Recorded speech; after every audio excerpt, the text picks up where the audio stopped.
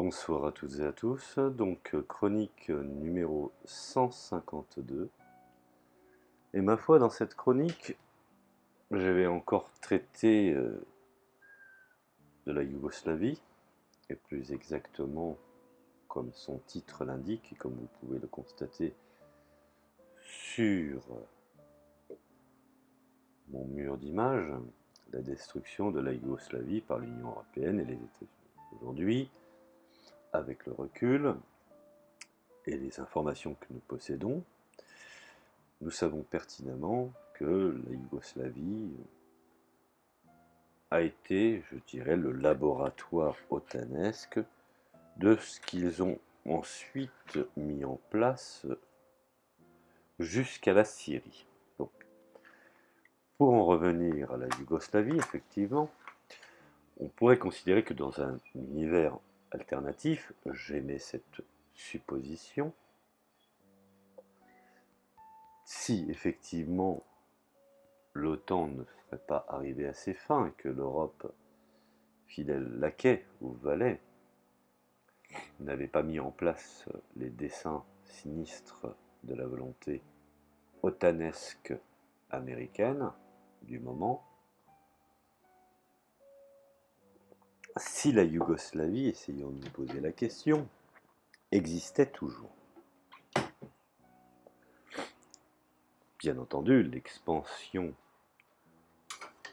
de l'OTAN, de la guerre froide, toujours en cours, les soi-disant nations occidentales démocratiques, détruisant les libertés au nom de la démocratie, reniant même cela, je dirais, le concept de démocratie qu'ils ont à la bouche d'une façon permanente.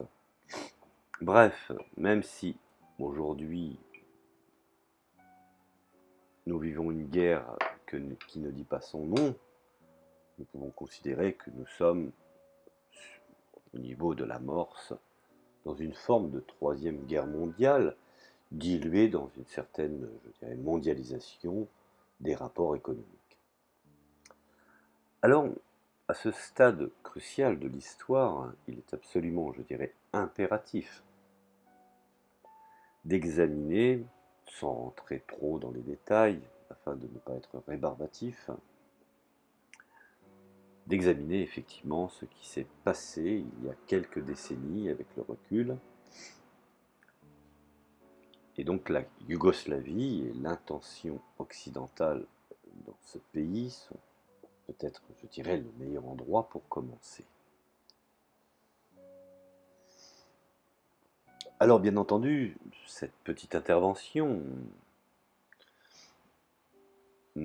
interpelle et interroge, même appelle à remettre en question la paix qui aurait pu être, et plus encore, je dirais même plus important, j'appelle à se demander si la paix ou non fut un objectif démocratique.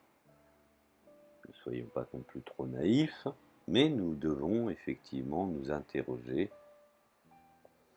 à la lumière de ce qui s'est passé. Est-ce qu'on peut imaginer l'Europe aujourd'hui avec la Yougoslavie comme acteur clé parmi les nations? Eh bien, on peut se poser cette question-là. La Yougoslavie était en fait une des plus grandes expériences culturelles et humaines de l'histoire. Alors, pour expliquer un petit peu, on peut considérer qu'elle était formée dans le Creuset, qui était le conflit entre l'Empire austro-hongrois et l'Empire ottoman. Et la Yougoslavie a fusionné des peuples et des cultures, et d'une manière qui n'avait pas été vue depuis l'assimilation des peuples par Alexandre le Grand, par exemple, après une immense conquête. Alors l'expérience, si je puis m'exprimer ainsi, a duré un peu plus d'un siècle. Ah, pardon, un peu plus d'un demi-siècle. Ça peut être plus réel. Alors l'idéal était de former finalement un seul État pour tous les peuples slaves du Sud. Puisque ce n'est que la traduction, effectivement, yougoslave, Yougoslavia, Yougoslavie, ce sont les Slaves du Sud. indépendamment bien entendu de leurs croyances, qu'ils soient serbes orthodoxes, catholiques croates ou bosniaques musulmans, pour ne parler que des grandes religions monothéistes. Bien entendu, comme je l'ai bien de le préciser, la création de la Yougoslavie était en partie une initiative géostratégique de la part, tout d'abord, de la Grande-Bretagne, ensuite de la France, afin de restreindre, ou même, je dirais, de bloquer l'Allemagne. L'idéalisme sous-jacent était sain et juste, n'ayons pas peur de le prétendre. Les dispositions de la prétendue déclaration de Corfou préconisaient ce qui s'apparentait à une certaine forme de restitution ou de réintroduction de la monarchie. Monarchie, bien entendu, dès le départ, dans la volonté de la mettre en place, qu'elle fût constitutionnelle, semblable par exemple à celle de l'Angleterre. Donc, ce qui va faire la différence entre une monarchie absolue et une monarchie constitutionnelle où les droits et le suffrage ainsi que les principes fondamentaux de ce qu'on appelle le mouvement illyrien étaient des aspects prometteurs du début de la Yougoslavie. Bien qu'il faudrait aussi préciser que le roi Alexandre ait finalement suspendu la constitution et les élections, et la fusion des groupes ethniques et des cultures était toujours prometteuse, n'ayons pas peur de le dire, même si effectivement il y avait parfois quelques petites rébellions et revendications d'ordre culturel. Alors, la guerre, les machinations politiques, les pressions internes et externes s'attaquent toujours fortement à cette puissance mondiale naissante du moment, comme ce fut le cas dans de nombreuses, je dirais, expériences de ce type. Un régime autoritaire devint finalement la nécessité, même souhaitable, bien que le roi Alexandre ait finalement suspendu la Constitution, comme je viens de l'expliquer. Alors, pour ne pas rentrer dans une leçon d'histoire, et pour terminer cette explication, beaucoup, bien entendu, ont vu dans Tito l'héritier, entre guillemets, du roi Alexandre, mais au sorti de la Seconde Guerre mondiale, avec une architecture, bien entendu, d'une amorce de la guerre froide. Beaucoup m'ont considéré qu'il fut un dictateur, bien que sa célébrité mondiale ne fût pas, je dirais, à faire. Alors Josip Tito Ross, alias Tito, était fermement, je dirais, en contrôle. La Yougoslavie a joué sur la scène mondiale, puis lorsque son pouvoir a diminué, les forces opposées ont trouvé leur place. Les érudits, même les hommes politiques, n'en parlent pas aujourd'hui. Il y a une véritable, je dirais, propagande qui s'est fait histoire et qui est devenue ce qu'on appelle la doxa dans l'enseignement, bien entendu, dans l'enseignement public. Mais ce qu'on oublie de préciser, c'est que Tito a joué un rôle important dans la création du mouvement d'État-nation non aligné, particulièrement pour les habitants de la Croatie, de la Serbie, du Monténégro et d'autres régions de l'ex-Yougoslavie. Alors, bien entendu, je ne vais pas traiter de ce mode de fonctionnement dans l'immédiat, et il semble, je dirais, important de définir tout d'abord les idéaux de ce mouvement des non-alignés. Alors, la fondation du NAM, donc non-alignement, les non-alignés ont été construites à Belgrade en 1961 par les idées initiales de la Yougoslavie de Tito. Le premier ministre indien Jawaharlal Nehru, premier président de l'Indonésie Sukarno, le deuxième président égyptien Gamal Abdel Nasser et le premier président du Ghana, Kwame Nkrumah, pour être circoncis, reflétant peut-être l'un, je dirais, des plus grands partisans du mouvement des pays non alignés, Fidel Castro de Cuba. Alors, dans un discours prononcé lors de la déclaration de la Havane de 1979, Castro a exposé le véritable objectif du mouvement des pays non alignés, affirmant que le mouvement devait viser certains objectifs, donc premièrement l'indépendance nationale, la souveraineté, l'intégrité du territoire, la sécurité des pays non alignés dans leur lutte contre l'impérialisme, le colonialisme, également le néocolonialisme qu'on a tendance souvent à oublier, le racisme et toute forme d'agression, d'occupation, de domination, voire même d'ingérence ou d'hégémonie étrangère des grandes puissances et politiques du bloc. En résumé, le mouvement, finalement, au fond, des pays non alignés devait être un mouvement indépendant des nations entre les grandes puissances. L'idée même de nier la guerre froide était nouvelle et intéressante. Bien sûr, les grandes puissances engagées dans cette nouvelle guerre politique et idéaliste avaient pour stratégie fondamentale l'inclusion de chacun de ces indépendants, véritablement indépendants. Alors comme on peut le constater, aujourd'hui, la bataille se poursuit pour fragmenter, diviser et rendre impuissants des pays et des peuples du monde entier, afin de les subdiviser en communautés, traduisant effectivement l'impossibilité d'avoir des nations fortes, unies, et pouvant être des partenaires pour certains et des adversaires pour les autres.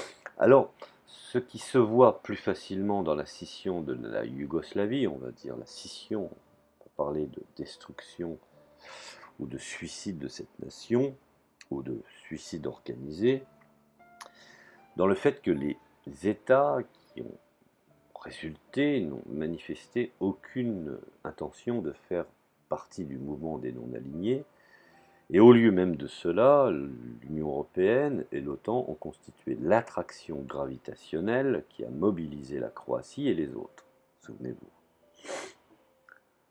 Ils y ont même mis à contribution la papauté.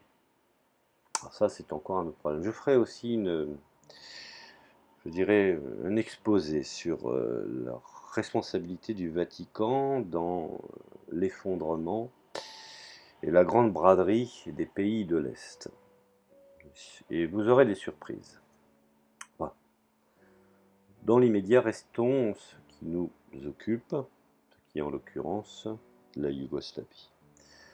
Alors nous constatons effectivement la prédominance de la stratégie de guerre froide, dans le fait par exemple que la Biélorussie et l'Azerbaïdjan sont les deux seuls membres du mouvement en Europe. L'Azerbaïdjan et les Fidji sont les pays les plus récents depuis leur adhésion en 2011. Toutefois, je dirais que le sommet non aligné de 2012 a enregistré une plus forte participation que toute autre année précédente, un signe effectivement d'une crise qui finalement cache son nom, une crise actuelle.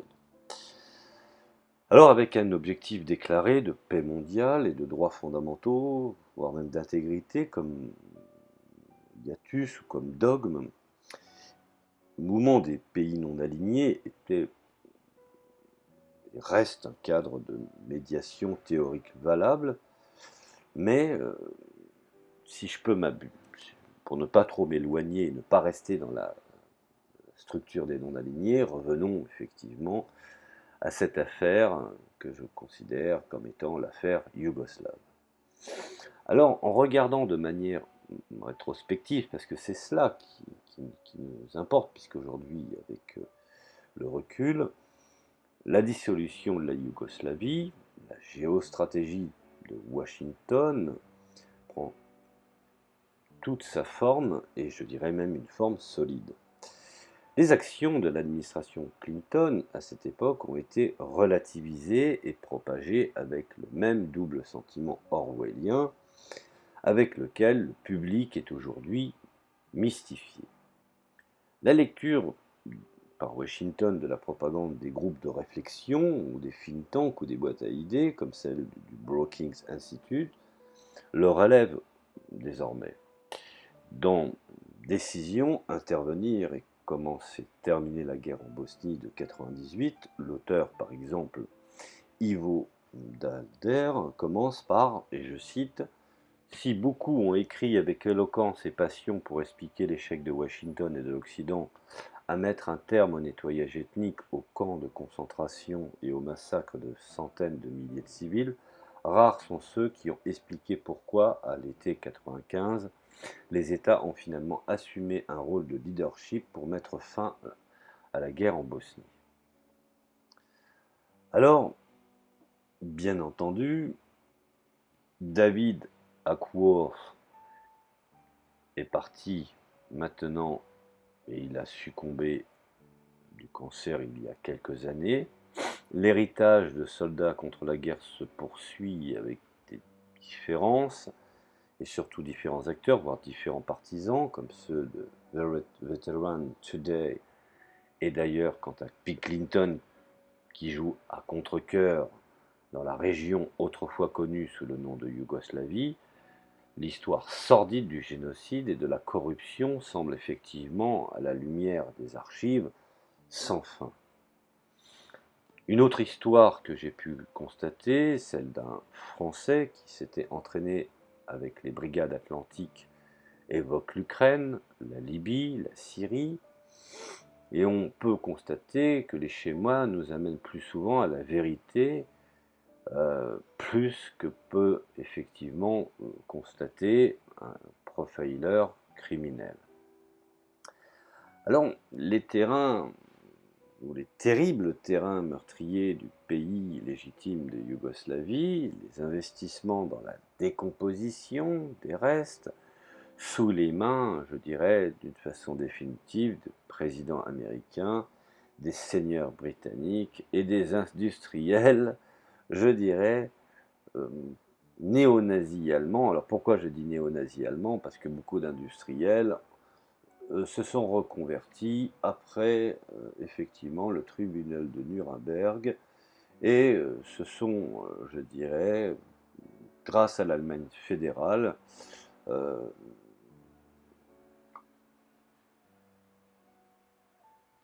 organisé une nouvelle virginité.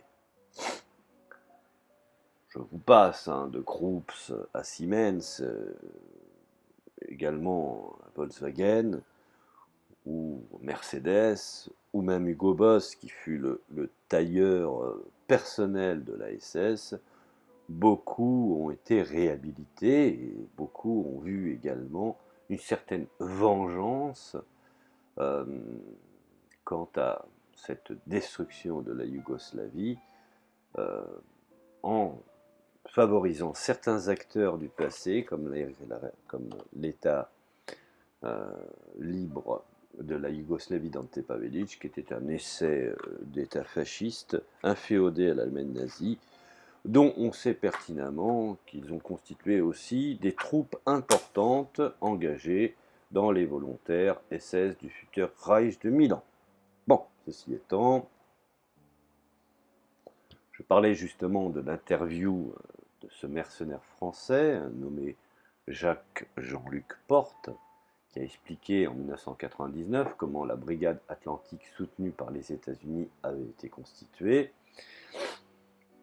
Le tueur à la tête, je dirais,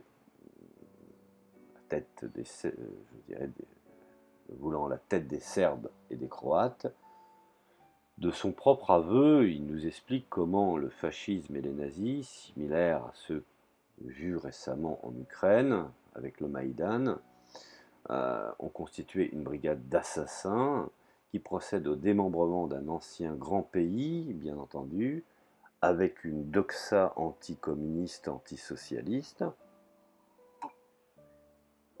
blessé bien entendu, repensant ses services à la cause, Eh ben, le Français qui a rejoint d'autres multinationales, car aujourd'hui le crime est devenu ce que j'appelle la responsabilité de multinationales du fait de la privatisation de la sécurité internationale, comme en Albanie, effectivement, portait la marque de HOS, donc pour Ustashi, une fière marque de nazis croates ayant rejoint les Allemands lors de la Seconde Guerre mondiale, tout comme je dirais, les bandéristes de la crise ukrainienne, nostalgiques de la division d'Asreich, les diverses guerres par procuration dans les Balkans, menées par des tueurs mortels venus de l'étranger, la mise, le recyclage des anciens Afghans et d'Al-Qaïda sur les territoires yougoslaves et plus particulièrement par l'accord de Franjo Tuđman de faire atterrir des B-52 remplis de djihadistes afin par la Croatie d'atteindre la Bosnie. Bref, toute la volonté possible imaginable pour pouvoir détruire cet État qui constituait à mon sens un État peut-être hétéroclite, mais multiconfessionnel et uni par ce que je pourrais considérer comme étant une doxa sociale et nationale. Alors, pour ne pas trop m'écarter du sujet, on sait pertinemment que les hauts responsables américains savaient très bien à quel groupe de meurtriers ils tiraient les ficelles au Kosovo et dans les Balkans.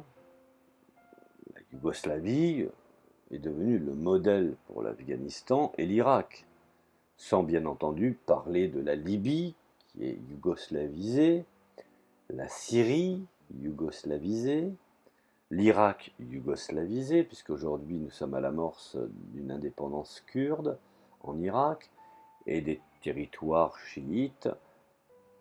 Bref, une disparition totale, réelle et sérieuse et factuelle, je dirais, de ce qu'on pourrait appeler dans le passé la République d'Irak.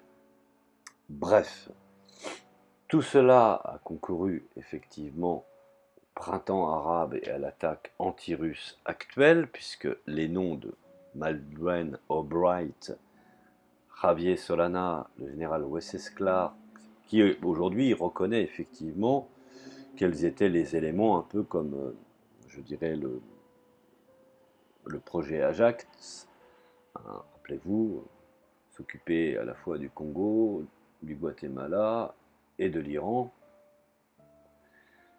Donc finalement au fond, en ex-Yougoslavie, les amis des principaux acteurs du gouvernement ont organisé un festin de gravures littérales rassemblant des créanciers potentiels et des investisseurs, je dirais, fanatiques et même fantastiques. Et le récit de ce génocide au nom de la démocratie est presque, je dirais, une insulte pour en parler comme étant la volonté des peuples à disposer d'eux-mêmes. Alors le récit de ce génocide au nom de la démocratie que nous avons subi dans la propagande, la plupart des habitants de ces nations ont été mis 200 ans en arrière, dans une sorte d'existence médiévale, sans espoir. La seule lueur d'espoir pour la plupart des ex-Yougoslaves est bien évidemment l'Union européenne et ses protecteurs de l'OTAN, qui, d'autre part, ont été également leurs bourreaux. Alors le général Wenceslas Clark et d'autres continuent à se réverbérer, n'ayons pas peur de le dire, et en ex-Yougoslavie, les amis principaux acteurs, je dirais, du gouvernement ont organisé des festins pour fêter la fin d'une nation en subdivision de plusieurs nations. Alors, je voudrais dire que les planificateurs britanniques et allemands découpent déjà, je dirais, dans leur plan défini, la Syrie et font des plans sur la comète concernant leur position dans l'Ukraine du Nord. Alors, la Yougoslavie, il faut savoir qu'elle a été construite sur l'idée que les Slaves du Sud ne resteraient pas un peuple faible et divisé. La Yougoslavie unie n'est pas une proie facile pour les intentions impérialistes telles que nous le voyons aujourd'hui, puisque la Serbie fait office encore aujourd'hui de petite résistante. Alors, il est fait, je dirais, et ça c'est factuel, on ne peut pas le discuter, et c'est un fait qu'après la Seconde Guerre mondiale, la Yougoslavie socialiste est devenue une sorte de success story européenne, ayant réussi son judicieux mélange, mais son unité, je dirais, multiculturelle, multiconfessionnelle, autour une idée socialiste. Alors, entre 1960 et 1980, le pays connaissait l'un des taux de croissance les plus vigoureux au monde. Et ça, bien entendu, les propagandistes devenus historiens nous l'ont bien caché. Alors, le niveau de vie était décent, les soins médicaux et éducation gratuite, droit au travail, garantie des congés d'un mois payé, taux d'alphabétisation supérieur à 90% et une espérance de vie de 72 années. Alors à ma connaissance, aucun des États des Balkans créés ne peut prétendre, même aujourd'hui, et plus particulièrement aujourd'hui, avec tout ce qu'on nous vante, à la moitié de cette prospérité. Cette prospérité qui a poussé les intérêts occidentaux à vouloir détruire la Yougoslavie comme pouvant représenter un modèle, une alternative, faisant de l'ombre à la conception otanesque des États-Unis et de tous les larbins de la Commission européenne. Les citoyens multiethniques de la Yougoslavie avaient également des transports en commun, gratuits, des logements, des services publics abordables et accessibles. L'économie à but non lucratif était essentiellement publique, et pas tout à fait au premier plan de la démocratie occidentale, bien entendu. Et finalement, les choses ont commencé à être inquiétantes, où cette petite nation commençait à concurrencer l'Allemagne et la France, et surtout la Grande-Bretagne, qui reste effectivement, je dirais, la direction centrale d'influence de son avatar que sont les États-Unis. Sans oublier bien entendu les banquiers londoniens et luxembourgeois qui ne peuvent extraire leurs milliards dans un système socialiste. La Yougoslavie devait et a dû mourir, et les Reagan, les Bush, les Clinton ont contribué effectivement à sa réalisation. Je prends un exemple simple, je reprends un écrit d'un auteur primé, le politologue et chercheur invité à l'Institute for Policy Studies de Washington, Michael Parenti, que je vous invite à lire ses ouvrages. Ces ouvrages sont disponibles sur les éditions d'Elga, je leur fais un peu de pub parce que je trouve qu'ils font des livres de qualité, a décrit la catastrophe de la Yougoslavie à plusieurs reprises. Et selon Parenti, l'objectif des États-Unis était de transformer la nation yougoslave en une région du tiers-monde afin de faciliter effectivement les passages vers la Méditerranée et surtout que ce modèle ne puisse pas faire de l'ombre aux entreprises qui étaient, je dirais, à l'époque balbutiantes. Alors, incapable de tracer une voie indépendante de développement personnel, une économie brisée et de ressources naturelles totalement, je dirais, accessibles à l'exploitation des entreprises multinationales, y compris bien entendu les énormes richesses minières du Kosovo. Maintenant, vous comprenez un peu pourquoi on a créé un État fantoche du Kosovo, et pour d'autres raisons. Cela est un moyen aussi d'avoir une base définitive d'atterrissage pour des bombardiers américains. Une population, bien entendu, la conséquence, appauvrie et je dirais, alphabète et qualifiés, contraintes de travailler à des salaires de subsistance, constituant un bassin ou un creuset de main-d'œuvre bon marché qui contribuera à faire baisser les salaires en Europe occidentale et ailleurs. Je vous invite à lire également un ouvrage très intéressant qui s'intitule La stratégie du choc au Kosovo. C'est une bonne analyse qui est faite par un Serbe sur l'application de la méthode économique de choc dans le Kosovo. Alors, les industries du pétrole, de l'ingénierie, des mines, des engrais, de l'automobile et des différentes industries légères démantèlent et démantelées, je dirais, qui n'offrent plus aucune concurrence avec les producteurs occidentaux existants. Et ceci, effectivement, le but était atteint.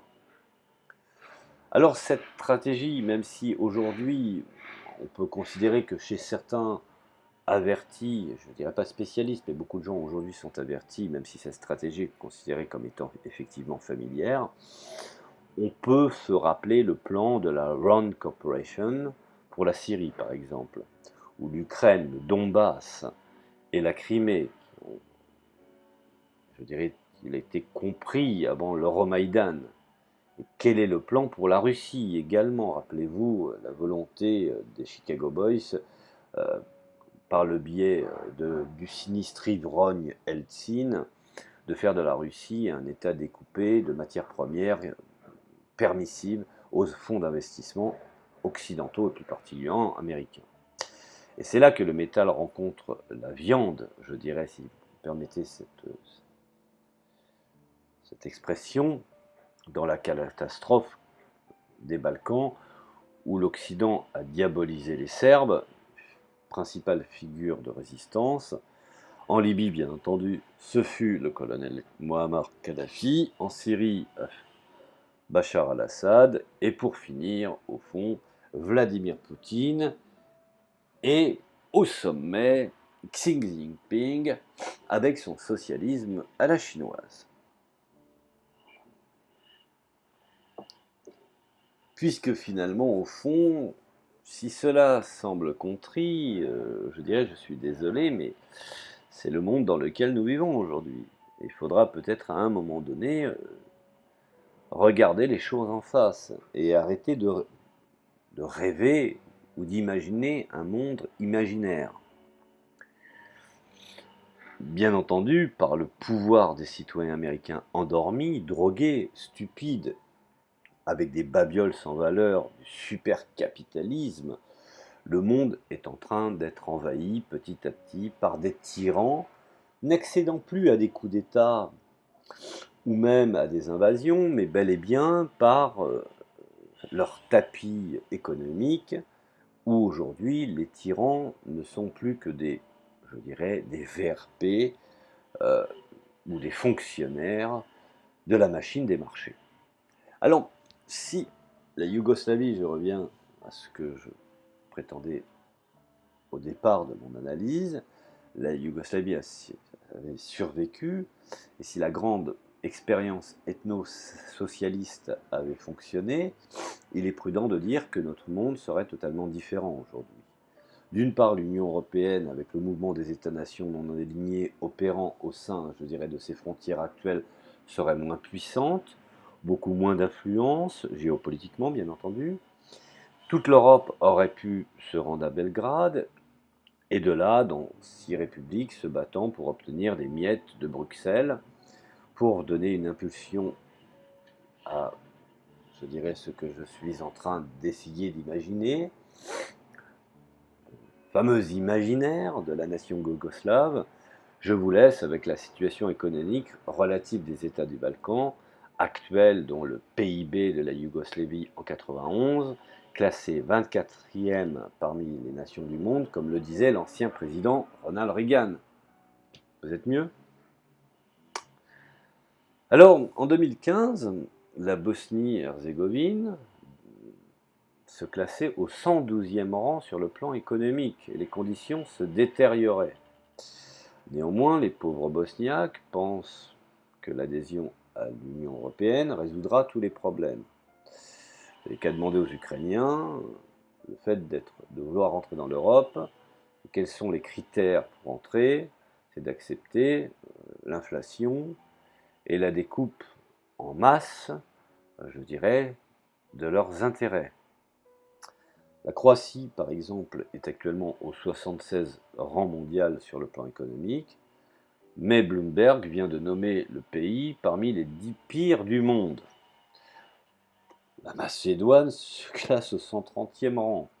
L'agriculture étant la seule industrie réelle, le taux de chômage dans le pays dépasse les 30%. Le Monténégro, malgré la beauté de ce pays, qu'on pourrait considérer comme un petit pays, se classe au 149e rang mondial.